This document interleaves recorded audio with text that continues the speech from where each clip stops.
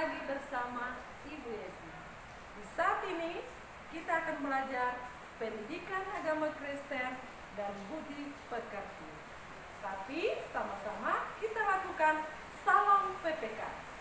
Salam PPK, cerdas, berkarakter, menyenangkan, luar biasa, hebat. Nah anak-anak, walaupun kita belajar dari rumah, tapi Ibu harap anak-anak tetap semangat ya. Semangat. Nah anak-anak, simaklah video pembelajaran kita di saat ini. Shalom anak-anak yang hebat dan luar biasa. Hari ini kita akan belajar pendidikan agama Kristen dan budi pekerti untuk kelas 6. Adapun pembelajaran kita hari ini pembelajaran 8, tema muliakan Tuhan dengan belajar. Amsal 1 ayat 1 sampai 7 dan 1 Raja-Raja 3 ayat 5 sampai 10. Anak-anak, adapun tujuan pembelajaran kita, siswa dapat menjelaskan makna belajar sebagai wujud memuliakan Tuhan, dan siswa dapat menunjukkan sikap belajar yang memuliakan Tuhan, dan siswa dapat mengetahui cara-cara belajar yang memuliakan Tuhan. Tetapi sebelum kita masuki materi pembelajaran kita berdoa ya. Anak-anak yang di rumah, lipat tangan, tutup mata, kita berdoa. Terima kasih Yesus buat setiap berkat dan kasih-Mu hari ini. Kami akan belajar, berkati pembelajaran kami dari awal sampai akhirnya. Dalam nama-Mu Yesus Tuhan kami berdoa. Sama-sama kita katakan amin. Anak-anak coba perhatikan di layar. Di situ ada pertanyaan kita. Pertanyaannya, kapankah manusia belajar? Pertanyaan selanjutnya, sejak usia berapa seseorang belajar dan pada usia berapa ia berhenti belajar? Nah, apakah jawabanmu jika ditanya pertanyaan demikian? Nah, anak-anak, jawaban pada umumnya adalah manusia belajar pada usia 6 tahun dan berhenti belajar kalau sudah tua dan tidak bisa membaca lagi.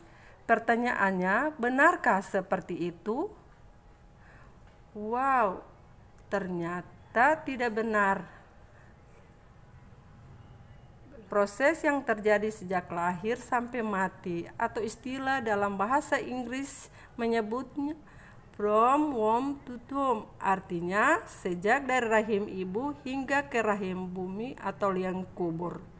Nah anak-anak, belajar tidak hanya ketika di sekolah, belajar dapat dilakukan kapan saja, di mana saja, dan dengan apa saja. Belajar bukanlah sekedar menulis dan membaca, tapi juga memberi makna atas apa yang dilihat, direncanakan, dan dilakukan. Artinya dengan begitu kamu tahu bahwa lewat aktivitas atau peristiwa apapun kita dapat belajar dan memuliakan Tuhan.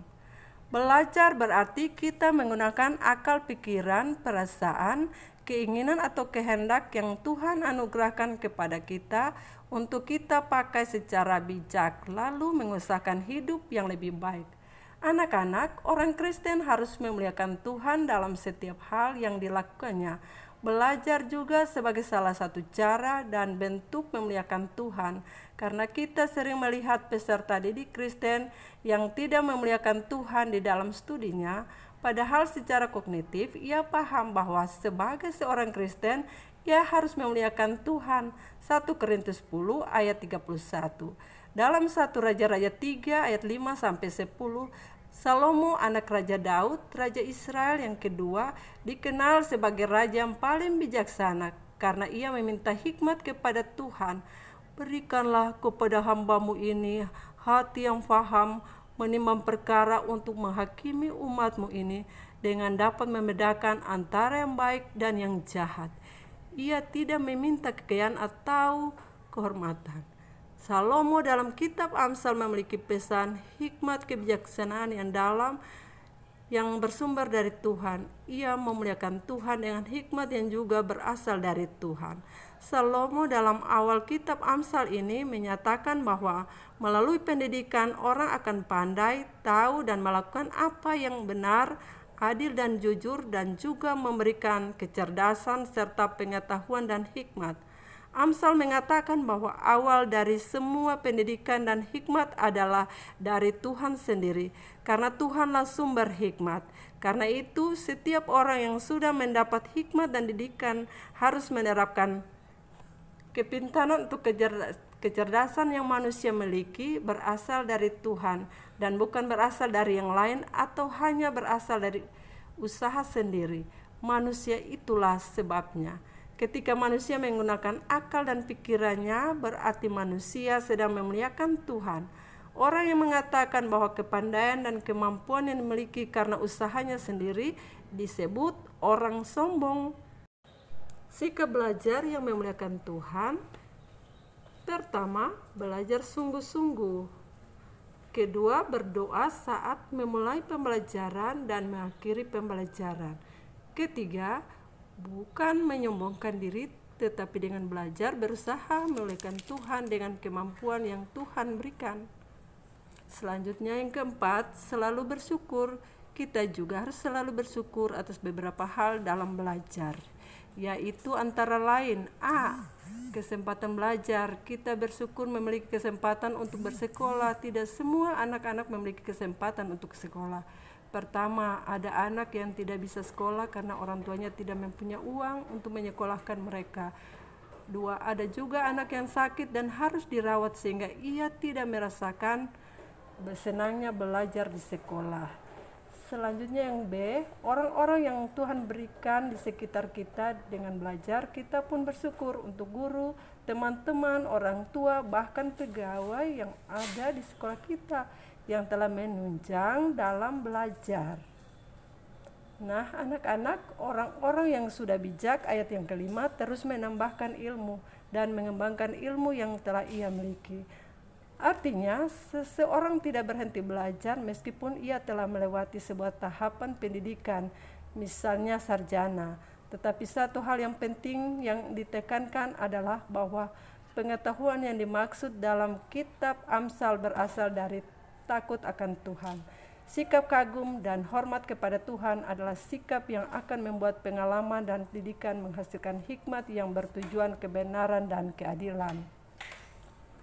Nah, sekarang kita akan belajar nih cara-cara memuliakan Tuhan dengan belajar. Yang pertama, untuk mendapatkan nilai di sekolah ada dua cara. A, cara pertama adalah belajar dengan penuh tanggung jawab sebagai respons atas anugerah akal budi yang sudah dilimpahkan baginya. Meskipun waktu belajar pun sudah memiliki di dalam proses belajar. Yang kedua, B, cara kedua adalah cara-cara yang tidak sah, seperti menyontek. Nah, jika orientasi utamanya adalah untuk kemuliaan diri atau mendapatkan pujian karena nilai yang tinggi, maka seorang peserta didik Kristen dapat tergoda untuk menggunakan cara kedua, karena cara kedua ini merupakan jalan pintas yang tidak melelahkan dan tidak merepotkan. Dengan demikian, seorang peserta didik Kristen dapat melakukan dua kesalahan karena menggunakan cara kedua, yaitu tidak memuliakan Tuhan dalam menjalani proses belajar, dan yang kedua adalah mencapai tujuan akhir yang salah. Karena menyontek itu adalah salah, tidak benar.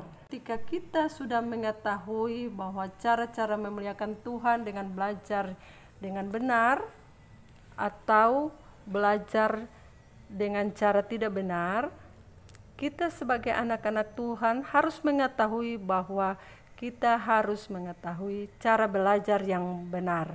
Kesimpulannya adalah Tuhan adalah sumber hikmat dan pengetahuan dalam kehidupan manusia. Karena itu, tidak ada seorang manusia yang pantas menyombongkan pengetahuan, keterampilan, dan kemampuan yang ia miliki. Tuhanlah yang mengaruniakan akal dan budi kepada setiap manusia.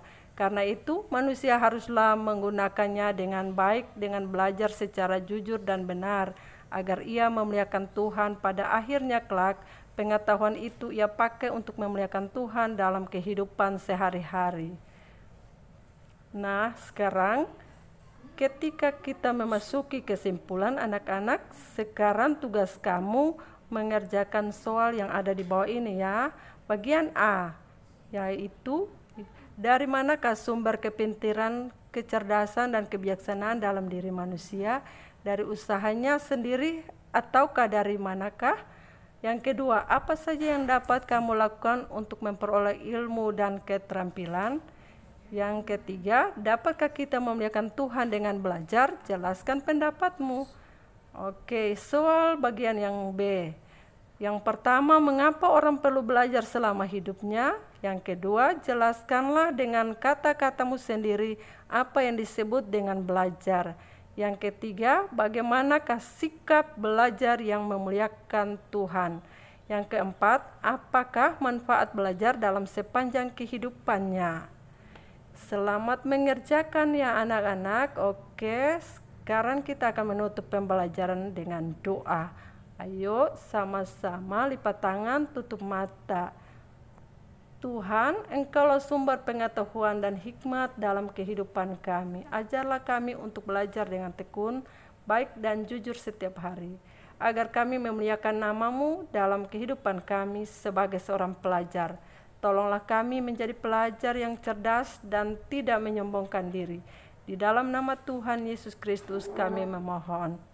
Sama-sama kita katakan amin.